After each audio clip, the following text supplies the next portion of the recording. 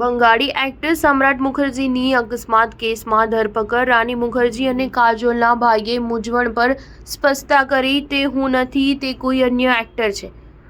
ઇન્ડસ્ટ્રીમાં એવી ચર્ચા ચાલી રહી હતી કે બોલિવૂડ એક્ટ્રેસ રાની મુખર્જી અને કાજોલના પિતરાઈ ભાઈ સમ્રાટ મુખર્જીની કોલકાતા પોલીસે અકસ્માત કેસમાં ધરપકડ કરી છે। હવે અભિનેતાએ પોતે આગળ આવીને આ મામલે સ્પષ્ટતા કરી છે। સમ્રાટે કહ્યું, હું લોકોને કહીને થાકી ગયો છું, મારો કોઈ અકસ્માત થયો નથી।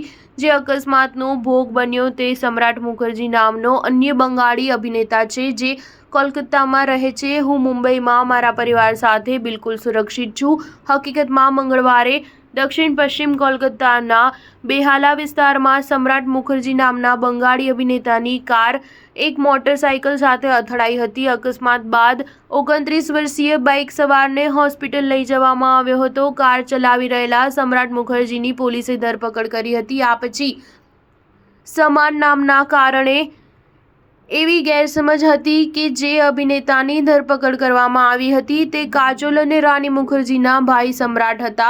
અકસ્માત અંગે વાત કરતા બાઇક સવારે કહ્યું, હું રાત્રે લગભગ 12:30 વાગે ઘરે પરત ફરી રહ્યો હતો, ત્યારે સામેથી એક ઝડપે આવતી કારે મને ટક્કર મારી। આ પછી હું બેભાન થઈ ગયો। ઘટના સ્થળે હાજર પ્રત્યક્ષદર્શીઓએ જણાવ્યું હતું કે સમ્રાટે તેની કાર પરનો કાબુ ગુમાવ્યો હતો, જેના કારણે ટક્કર થઈ હતી।